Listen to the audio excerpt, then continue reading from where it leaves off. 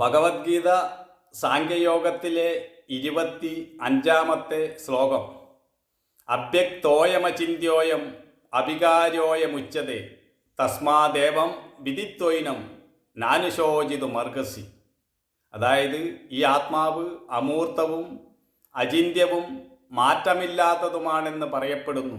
ഈ ആത്മാവിനെ അപ്രകാരം അറിഞ്ഞാൽ പിന്നെ അതിൽ ദുഃഖിക്കുന്നത് ശരിയല്ല എന്നതാണ് ഈ ശ്ലോകത്തിൻ്റെ അർത്ഥം. മനസ്സുകൊണ്ടോ ബുദ്ധി കൊണ്ടോ അറിയുവാൻ കഴിയാത്തതിനെയാണ് അവ്യക്തം എന്ന് പറയുന്നത്. മനസ്സുകൊണ്ടും വാക്കുകൊണ്ടും എത്തിപ്പിടിക്കാൻ കഴിയാത്തതിനെയാണ് അചിന്യം എന്ന് പറയുന്നത്. അഭികാര്യം എന്ന് പറഞ്ഞാൽ യാതൊരു തരത്തിലുള്ള മാറ്റവും ഇല്ലാത്തത് എന്നർത്ഥം. എന്ന് പറഞ്ഞാൽ യാതൊരു വികാരവും ഇല്ലാത്തത് എന്നാണ് അതിനെ പറയുന്നത്. അതായത് ശരീര മനോബുദ്ധികൾക്കെല്ലാം അപ്പുറത്തുള്ളതാണ് അത്. അതുകൊണ്ട് അതിനെ കണ്ണുകൊണ്ട് കാണുവാനോ മനസ്സുകൊണ്ട് ചിന്തിക്കുവാനോ വാക്കുകൊണ്ട് ഇന്നതാണെന്ന് പറഞ്ഞ് ഫലിപ്പിക്കുവാനോ കാതുകൊണ്ട് കേൾക്കുവാനോ ഒന്നും സാധ്യമല്ല എന്നാണ് ഇവിടെ പറയുന്നത്. എല്ലാ സീമകൾക്കും അപ്പുറത്തുള്ളതാണത്. അത് ഇന്നതാണെന്ന് ആർക്കും തന്നെ വർണ്ണിക്കുവാൻ കഴിയുകയില്ല. അത് അടുത്താണ്, എന്നാൽ അത് വളരെ ദൂരത്തുമാണ് എന്നാണ് ഈ ശ്ലോകത്തിൻ്റെ അർത്ഥം.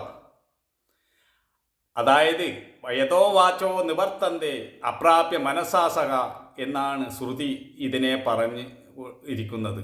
അതായത് ചിന്തകൾക്ക് അവിടെ എത്താൻ കഴിയുന്നില്ല, ചിന്തകൾ അവിടെ വെച്ച് മടങ്ങുന്നു, വാക്കുകളും അവിടെ വെച്ച് മടങ്ങുന്നു. ഒന്നിനും തന്നെ സ്പർശിക്കുവാനോ അല്ലെങ്കിൽ ചിന്തിച്ചറിയുവാനോ ഒന്നും കഴിയാത്തതാണ് ആ പൊരുൾ എന്നാണ് ഉപനിഷത്തും പറയുന്നത്. ഈ ലോകത്തിൽ നമ്മൾ അനുഭവിക്കുന്ന എല്ലാ പ്രശ്നങ്ങൾക്കുമുള്ള ഒരേ ഒരു പരിഹാരം ഈ ആത്മാവിനെ സാക്ഷാത്കരിക്കുക എന്നതാണ്. തന്നിൽ താനായി ഈ ആത്മാവിനെ അനുഭവിക്കുക എന്നതാണ് എല്ലാ ദുഃഖത്തിനുമുള്ള ഒരേ ഒരു പരിഹാരം. പുറമേ എത്ര വെളിച്ചമുണ്ടായിരുന്നാലും ഉള്ളിൽ ഉണർവില്ലെങ്കിൽ ഒന്നും അറിയുകയില്ല. കണ്ണിൻ്റെ കണ്ണായും മനസ്സിൻ്റെ മനസ്സായും പ്രകാശിക്കുന്ന വെളിച്ചങ്ങളുടെ വെളിച്ചമാണ് ഈ ആത്മാവ്.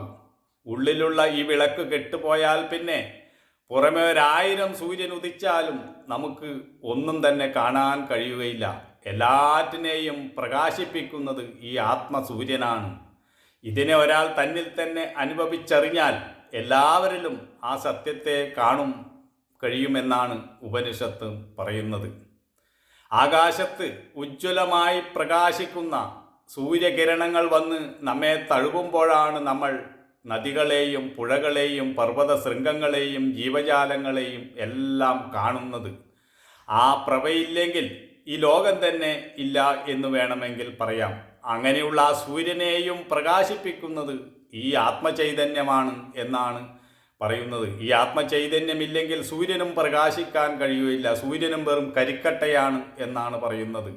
എല്ലാറ്റിലും അകവും പുറകും നിറഞ്ഞ ഈ പൊരുളിനെ ആരനുഭവിച്ചറിയുന്നുവോ അവൻ സർവബന്ധങ്ങളിൽ നിന്നും മുക്തനായിത്തീരുന്നു എന്നതാണ് ശ്രുതിവാക്യം.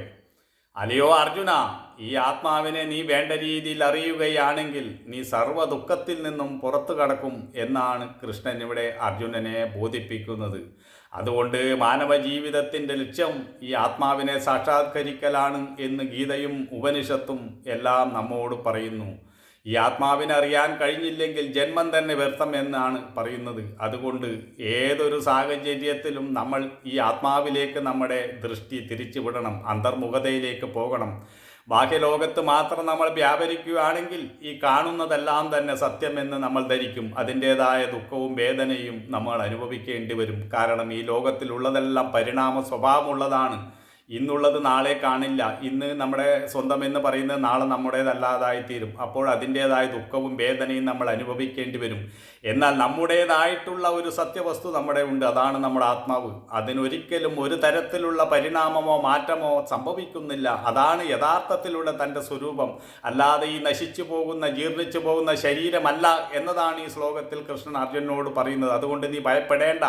നീ ഇതിൽ സത്യത്തെ ബുദ്ധി വന്നതാണ്, ഈ പ്രപഞ്ചത്തിൽ സത്യത്തെ ബുദ്ധി വന്നതാണ് നിന്റെ ദുഃഖത്തിന് കാരണം. അതിനപ്പുറം കടക്കൂ, നീ ആത്മബോധത്തിലേക്ക് ഉണരൂ എന്നാണ് ഈ ശ്ലോകത്തിൻ്റെ അർത്ഥം. നമുക്ക് കൂടുതൽ മുന്നോട്ട് പോകുമ്പോൾ ഈ ആത്മാവിനെക്കുറിച്ച് കൂടുതൽ അറിയുവാൻ കഴിയുന്നതായിരിക്കും.